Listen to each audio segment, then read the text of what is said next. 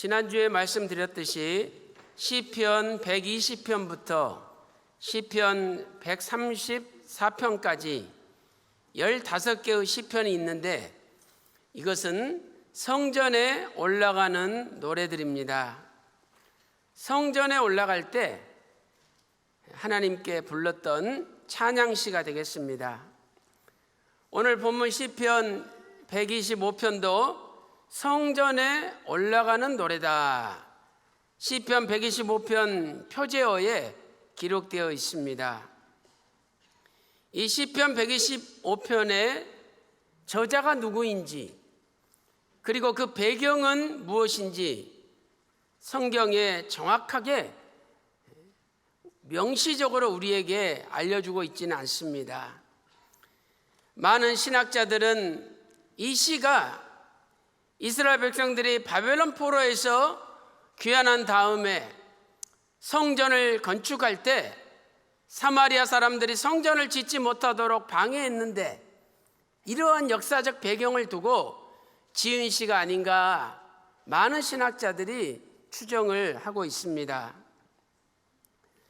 이 시편 125편에는 성전을 지으려는 의인들과 성전 공사를 방해하는 하나님을 믿지 않는 악인들을 대조시켜서 설명을 하고 있습니다.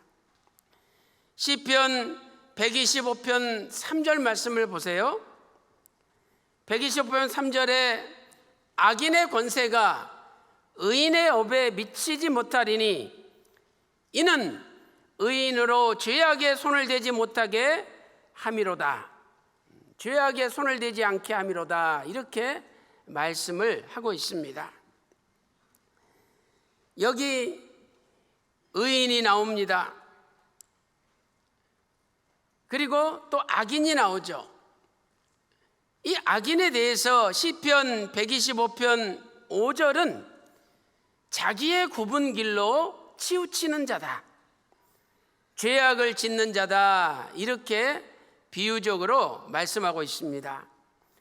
반면에 의인은 시편 125편 4절 말씀 보니까 선인이다, 마음이 정직한 자다, 이렇게 표현하고 있습니다. 또 시편 125편 2절에는 그 백성, 하나님의 백성이라고 말씀하고 있습니다. 사랑하는 성도 여러분, 우리 평강제일교회 모든 성도님들, 전 세계 평강의 성도들은 오늘 시편 125편에서 말씀하는 의인이요 하나님의 백성인 줄로 믿습니다. 하나님의 백성과 하나님을 믿지 않는 악인들은 무슨 차이가 있습니까? 하나님의 백성에게 하나님께서는 어떤 복을 내려주십니까? 시편 125편 말씀을 통해서 몇 가지로 살펴보도록 하겠습니다. 첫째로, 하나님의 백성은 영원히 요동치 않습니다. 하나님의 백성은 영원히 요동치 않습니다. 시편 125편 1절에 여호와를 의뢰하는 자는 시온산이 요동치 않고 영원히 있음 같도다, 이렇게 말씀하고 있습니다. 첫째로, 시온산은 요동치 아니합니다. 시편 125편 1절에 요동이라는 단어가 나오죠. 히브리어로 모트, 흔들리다, 이런 뜻이죠. 외부에 강한 바람이나 폭풍우가 불 때 흔들리는 것을 가리키는 단어입니다. 아무리 비바람이 몰아치고 강한 바람이 불어오고 폭풍우가 불어온다 할지라도 시온산은 흔들리지 않는다는 거예요. 왜 시온산은 흔들리지 않습니까? 그 시온산에 하나님께서 거하시기 때문입니다. 시편 74편 2절 말씀 보니까 주의 거하신 시온산이다. 시편 74편 2절에 말씀하고 있습니다. 또한 이사야 4장 5절 말씀 보니까 여호와께서 거하시는 그 시온산이라고 말씀하고 있습니다. 오늘 우리도 하나님께서 거하시는 신령한 시온산이 될 때 우리도 어떤 폭풍우가 닥치고 강한 바람이 불어온다 할지라도 흔들리지 않는다는 사실입니다. 다윗도 이러한 체험을 하였습니다. 사도행전 2장 25절 말씀 보세요. 내가 항상 내 앞에 계신 주를 배옵으며 나로 요동치 않게 하기 위하여 그가 내 우편에 계시도다. 하나님께서 다윗 우편에 계시기 때문에 다윗은 늘 하나님의 얼굴을 배웁기 때문에 어떠한 환난과 핍박의 바람이 불어닥친다 할지라도 요동치 않는다, 흔들리지 않는다, 이렇게 말씀하고 있는 거죠. 우리가 한 가지 기억해야 될 사실이 있습니다. 강한 바람이 불어올 때 산은 흔들리지 않죠. 그러나 산에 심겨진 나무는 흔들립니다. 강한 바람과 같은 환난과 어려움이 닥칠 때 여러 가지 자잘한 흔들림은 있을 수밖에 없다는 것을 알려주는 겁니다. 그러나 시온산이 흔들리지 않듯이 시온산과 같은 성도는 비록 외적으로 자잘하게 흔들린다 할지라도 그 중심, 그 시온산 자체는 요동치 않고 흔들리지 않는 것입니다. 설사 큰 태풍이 불어 나무가 몇 그루 부러진다 할지라도 시온산 자체를 움직이지 못합니다. 시온산은 여전히 그 자리에 굳건하게 서 있는 것입니다. 시편 125편 1절 말씀을 보니까 여호와를 의뢰하는 자는 시온산이 요동치 아니하고 영원히 있음 같도다. 시온산은 흔들리지 않고 영원히 그 자리에 있대요.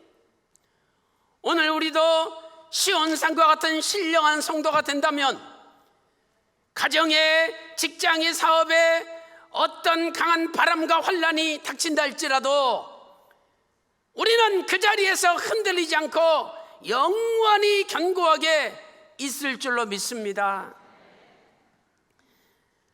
일대지 두 번째로 영원히 요동치 않는 축복은 하나님을 의뢰하는 자에게 주어집니다. 누가 영원히 요동치 않습니까? 그 축복은 하나님을 의뢰하는 자에게 주어지는 겁니다. 시편 125편 1절에 여호와를 의뢰하는 자는 시온산이 요동치 않고 영원히 있음 같도다. 그래서 우리는 하나님을 의뢰하는 자가 돼야 되는 거죠. 의뢰하다, 히브리어 바타흐, 이 바타흐는 피난하다라는 뜻이죠. 환난의 바람이 폭풍우가 몰아칠 때 하나님께 피신하고 하나님께 피난하는 사람이 하나님을 의뢰하는 사람이라는 거죠. 역대 왕들 가운데 히스기야 왕은 하나님을 의뢰하는 왕이었습니다. 열왕기하 18장 5절, 열왕기하 18장 5절을 보세요. 히스기야가 이스라엘 하나님 여호와를 의지하였는데 히스기야 왕 전에도 후에도 그러한 왕이 없었다는 거죠. 여기 의지하였는데 역시 히브리어 바타흐라는 단어입니다. 그렇다면 히스기야 왕은 어떻게 하나님을 의지하였습니까? 그 다음에 나오는 열왕기하 18장 6절 말씀을 보세요. 저가 여호와께 연합하여 떠나지 아니하고, 하나님께 연합하여 하나님을 떠나지 아니하고 여호와께서 모세에게 명하신 율법 계명을 지켰더라, 이렇게 말씀하고 있습니다. 하나님을 의지하는 사람은 하나님께 피신하는 사람이요, 하나님께 피신하는 사람은 하나님과 연합된 사람이라는 거죠. 연합하여 히브리어 다바크라는 단어입니다. 다바크, 굳게 결합하다, 착 달라붙다. 굳게 결합하다, 착 달라붙다, 이런 뜻이죠. 히스기야 왕은 왕임에도 불구하고 철저하게 하나님 말씀을 지키며 하나님께 착 달라붙어서 살았던 것입니다. 태어난 지 얼마 안 된 그 애들 보세요. 그 엄마 품에 착 달라붙어서 떠나지 않습니다. 그 애들을 엄마 품에서 떼어내가지고 다른 사람이 안아보세요. 얼마나 서럽게 우는지. 결국은 다시 엄마 품에 줄 수밖에 없어요. 다시 엄마 품에 들어가는 순간에 울음을 뚝 그치고 언제 울었냐는 듯이 엄마한테 붙어 있습니다. 그래서 우리가 세상 말로 야, 엄마 껌딱지구나, 그렇게 얘기하지 않습니까? 엄마 껌딱지라고. 엄마를 떠나지 않는다는 거예요. 오늘 우리도 하나님의 껌딱지가 되어서 하나님한테 착 달라붙어가지고 하나님을 떠나지 않을 때 바로 그분이 하나님을 의지하는 사람이고, 하나님을 의지하는 자에게는 시온산이 요동치 않음처럼 요동치 않는 복을 주신다라고 약속하고 있는 것입니다. 이러한 사람은 어디를 가든지 무엇을 하든지 형통하게 됩니다. 열왕기하 18장 7절 말씀을 보세요.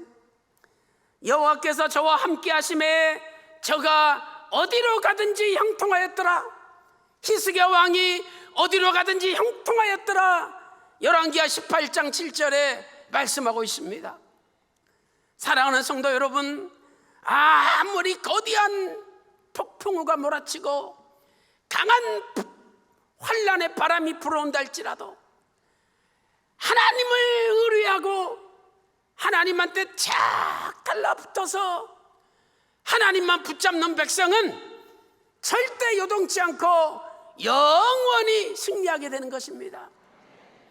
오늘도 여러분의 가정과 직장, 사업에 어떤 환란의 바람이 불어닥친다 할지라도 하나님 껌딱지처럼 하나님만 붙들고 의지하는 가운데 반드시 승리하는 여러분 다 되시기를 주님의 이름으로 축원합니다. 큰 두 번째로, 하나님의 백성은 영원한 보호를 받습니다. 하나님의 백성은요, 영원히 보호를 받습니다. 시편 125편 2절 말씀 보니까 산들이 예루살렘을 두름과 같이 여호와께서 그 백성을 영원까지, 지금부터 영원까지 두르시리로다, 이렇게 성경은 말씀하고 있습니다. 하나님께서, 하나님의 백성은 지금부터 영원까지 보호하신다는 말씀입니다. 첫째로, 하나님의 보호는 사비부의 축복으로 나타납니다. 하나님께서 우리를 보호하시되 사비부 사방으로 둘러진 채 보호하시는 거죠. 시편 125편 2절에 두름과 같이, 또 두루시리로다, 히브리어로는 사비브라는 단어입니다. 사비브가 두 번 나옵니다. 이 사비브는 하나님의 철저한 보호를 나타냅니다. 동서남북 사방으로 감싸고 있는 하나님의 보호를 나타내는 거죠. 예루살렘은 사방이 둘러싸여 있는 천연 요새였습니다. 동쪽으로 감람산이 있습니다. 서쪽으로 여호사밧 골짜기 능선이 있죠. 남쪽으로는 르바임 골짜기가 있습니다. 또한 북쪽으로는 스코파스 산의 그 넓은 평지들이 둘러쳐져 있습니다. 이렇게 예루살렘이 사방으로 둘러진 채 보호를 받듯이 하나님의 백성도 하나님께서 사비브 사방으로 둘러진 채 보호하신다는 약속입니다. 엘리사 시대에 아람 왕이 엘리사를 잡으려고 수많은 군대를 도단성에 보냈습니다. 게하시가 보니까 수많은 아람 군대가 포위하고 있는 거예요. 어찌할 바를 모르고 엘리사 선지자에게 어찌하오리까 탄식했습니다. 오늘 여러분들이 도단성에 있는데 수만 명의 군대가 잡아가려고 완전히 포위하고 있다고 생각해 보세요.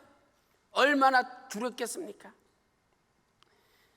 열왕기하 6장 14절에 이렇게 말씀하고 있습니다. 이에 말과 병거와 많은 군사들을 보내매 저희가 밤에 가서 그 성을 에워쌌더라. 완전 포위한 거죠. 열왕기하 6장 15절 말씀 보니까 아하 내 주여 우리가 어찌하오리까, 종이 탄식했습니다. 이때 엘리사 선지자는 걱정하지 마라, 우리와 함께 하신 분이 저 아람 군대보다 더 많다, 이렇게 선언했어요. 열왕기하 6장 16절 말씀 보세요. 두려워 말라, 우리와 함께한 자가 저와 함께한 자보다 많으니라 말씀했습니다. 그리고 하나님 앞에 기도했습니다. 하나님, 종의 눈을 열어서 눈을 좀 띄어가지고 하나님의 역사를 보게 해달라고 기도했습니다. 열왕기하 6장 17절 말씀 보세요. 기도하여 가로되 여호와여 원컨대 저의 눈을 열어서 보게 하옵소서 하니 여호와께서 그 사환의 눈을 여심해 저가 보니 불말과 불병거가 산에 가득하여 엘리사를 둘렀더라, 이렇게 말씀하고 있습니다. 여기 열왕기하 6장 17절에 둘렀더라, 히브리어로 사비브입니다. 아람 군대가 수만 명이지만 더 많은 하나님의 불말과 불병거 천군 천사가 하나님의 사람 엘리사를 둘러 진쳐서 사비브의 축복으로 보호하고 계셨던 것입니다. 오늘 그때의 하나님이 저와 여러분의 하나님인 줄로 믿습니다. 우리를 넘어뜨리려고 한다 할지라도 하나님의 불말과 불병거가 사비브 둘러진쳐서 저와 여러분의 가정과 직장과 사업을 지켜주실 줄로 믿습니다. 시편 34편 7절 말씀 보니까 시편 34편 7절에 여호와의 사자가 주를 경외하는 자를 둘러진쳐 저희를 건지시는도다 말씀하고 있습니다. 우리가 하나님 하나님을 경외하기만 하면 하나님께서는 우리를 둘러 진쳐서 건져주시는 겁니다. 두 번째, 하나님의 보호는 종말에도 나타납니다. 세상 종말에도 하나님의 보호는 나타납니다. 스가랴 선지자는 세상 종말에 예루살렘을 보호하시는 하나님의 보호가 나타날 것을 예고하였습니다. 스가랴 14장 1절에 여호와의 날이 이르리니, 이 여호와의 날은 세상 종말의 날입니다. 스가랴 14장 2절 말씀 보세요. 내가 열국을 모아 예루살렘과 싸우게 하리니, 하나님께서 열국을 모아 예루살렘과 싸우게 하신대요. 싸우게 하시는 분도 지금 하나님이에요. 성읍이 함락되며 가옥이 약탈되며 부녀가 욕을 보며 성읍 절반이나 사로잡혀 가려니와 남은 백성은 성읍에서 끊쳐지지 아니하리라. 이렇게 종말에 예루살렘이 대환란 가운데 던져진다라고 성경은 말씀하고 있습니다. 마태복음 24장 21절 말씀 보니까 그때에 큰 환란이 있겠습니다. 장세로부터 지금까지 이런 환란이 없었고 후에도 없으리라 말씀하고 있습니다.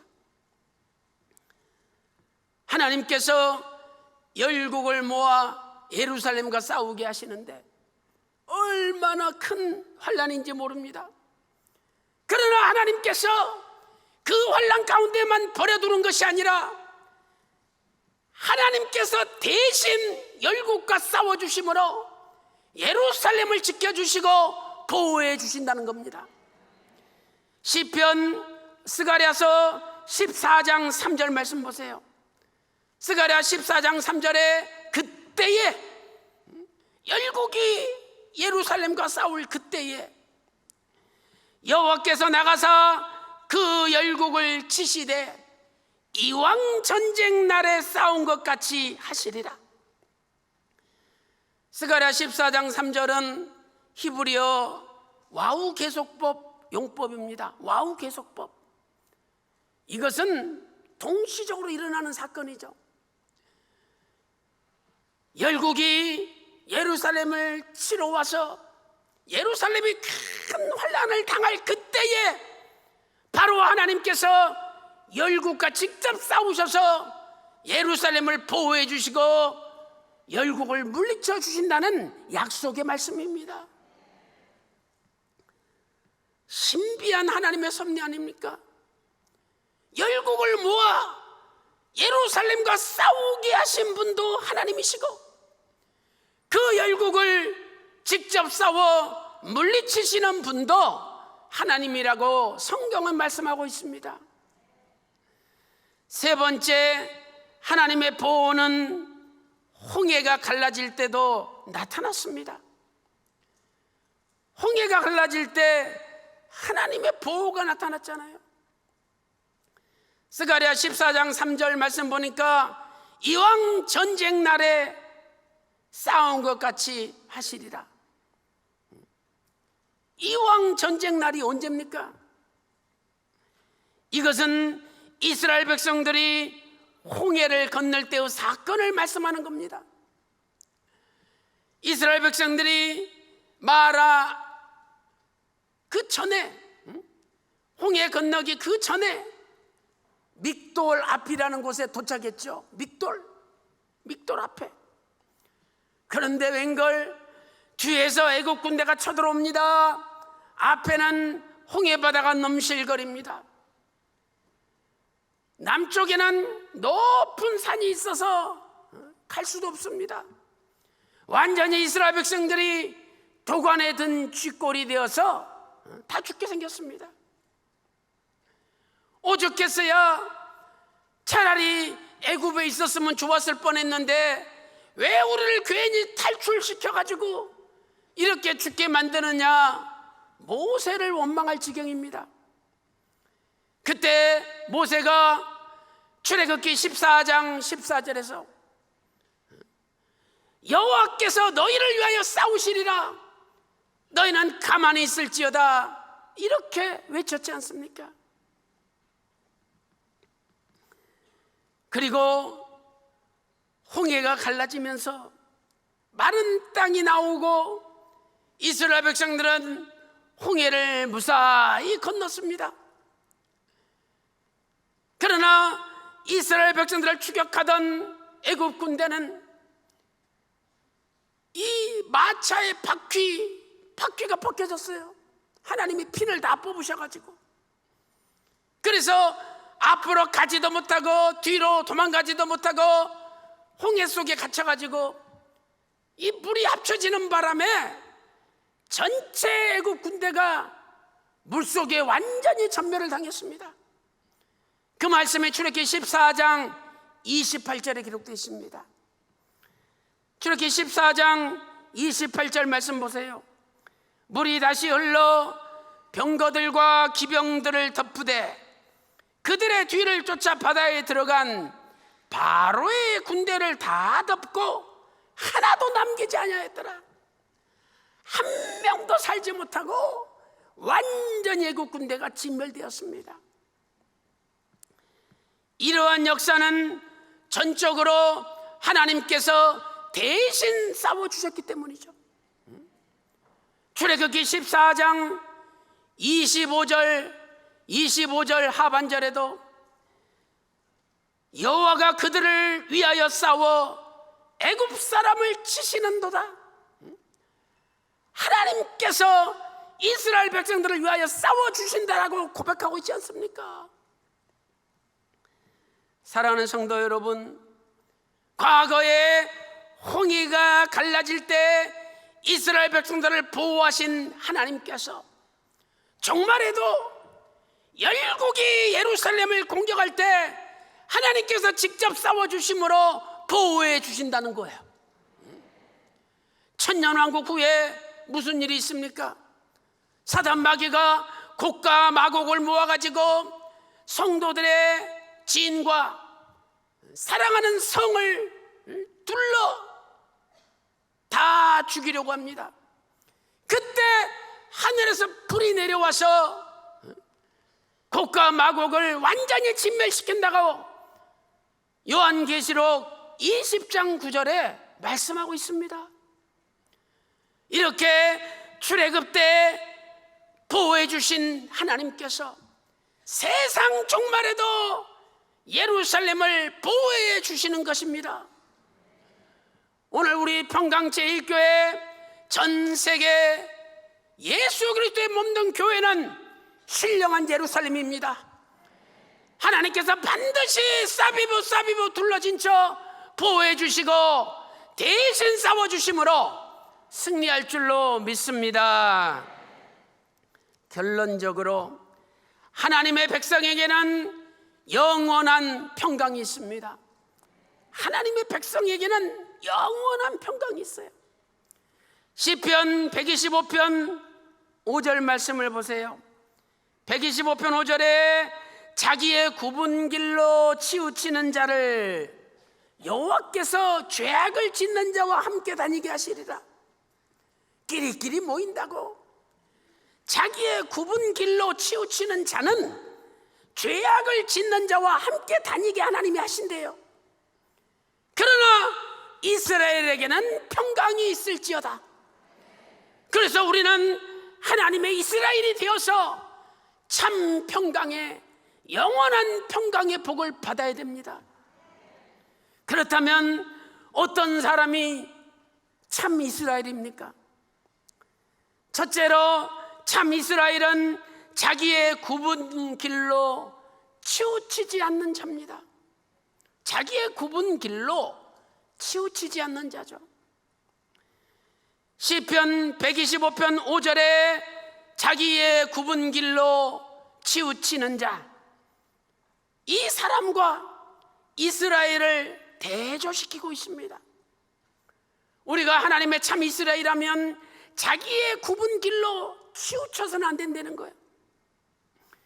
굽은 길은 삐뚤어진 길입니다. 하나님의 길은 바른 길입니다.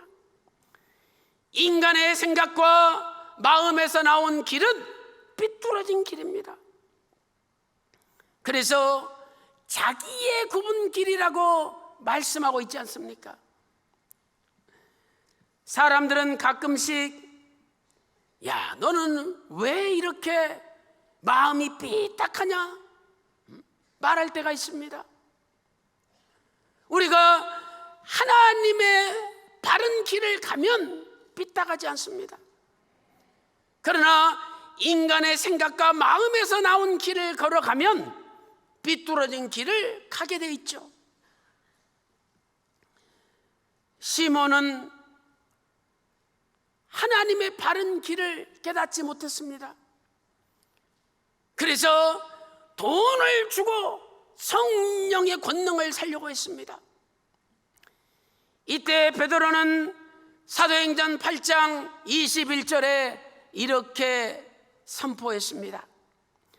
사도행전 8장 21절 말씀 보니까 하나님 앞에서 네 마음이 바르지 못하니 이 도에는 네가 관계도 없고 분깃될 것도 없느니라. 하나님 앞에 바르지 못한 마음, 그것은 하나님의 도와 하나님의 말씀과는 상관이 없다는 거죠. 오늘도 저와 여러분이 인간의 삐뚤어진 길을 버리고 하나님 말씀의 바른 길을 따라가기를 소망합니다.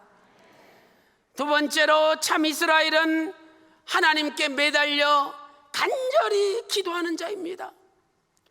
하나님께 매달려 간절히 기도하는 자입니다. 인간의 힘으로 해결할 수 없는 엄청난 난 문제들이 우리 주변에는 많이 있습니다. 인간적으로 머리를 써서 해결하려고 노력해도 이 일은 더 꼬이고 안 되기만 합니다. 이때 우리가 해야 될 일은 무엇입니까? 다시 하나님께 무릎 꿇고 하나님께 매달리며 살려달라고 기도하는 것입니다. 야곱은 야복강에서 하나님께 매달려 기도하였습니다. 형 에서가 아직도 자기를 죽이려고 400명을 이끌고 오고 있는데 하나님, 나 혼자 어떻게 하면 좋습니까? 야곱은 하나님 앞에 무릎 꿇고 기도했습니다. 환도뼈가 부러졌지만 내게 축복하지 아니하시면 내가 놓지 않겠습니다. 매달리며 기도했습니다. 그때 하나님께서 창세기 32장 28절에서 네 이름을 다시는 야곱이라 부를 것이 아니요 이스라엘이로다. 하나님과 겨루어 이겼다는 거죠. 어떻게 사람이 하나님과 겨루어 이깁니까? 하나님께서 인정해 주신 거예요. 우리도 그러잖아요. 야야야, 알았다 내가 졌어 들어주마. 하나님께서 기도 응답을 해주신 겁니다. 시편 125편은 바벨론 포로에서 귀환하여 성전 건축을 하려고 하는데 사마리아 사람들의 큰 방해를 받고 있을 때 너희가 이스라엘이 되어서 하나님께 매달려 기도하면 하나님이 응답해 주시고 하나님이 도와주실 것을 소망하는 기도입니다. 영원한 평강은 오직 예수님을 통해서 주어집니다. 요한복음 14장 27절에 나의 평안을 너희에게 주노라. 내가 주는 것은 세상이 주는 것 같지 아니하노라. 너희는 마음에 근심하지 말라. 하나님께서, 예수님께서 선포하신 거 아닙니까? 왜 예수님의 평안은 세상에 주는 평안과 다릅니까? 예수님의 평안은 영원한 평안입니다. 세상의 평안은요, 잠시 잠깐이에요. 오늘도 사람이 뭐라 해결할 수 없는 복잡하게 얽혀있는 난문제 앞에 인간의 생각과 인간의 마음을 가지고 삐뚤어진 길을 가지 마시고 오직 살아계신 하나님 앞에 매달려 기도하고 응답받는 가운데 하나님께서 참 평안을 주시고 하나님께서 해결해 주시는 것입니다. 사랑하는 성도 여러분, 하나님을 의뢰하는 자는 요동함이 없습니다. 하나님을 의뢰하는 자는 예루살렘을 두rum과 같이 하나님께서 사비부 둘러진쳐서 영원히 보호해 주시고 지켜주십니다.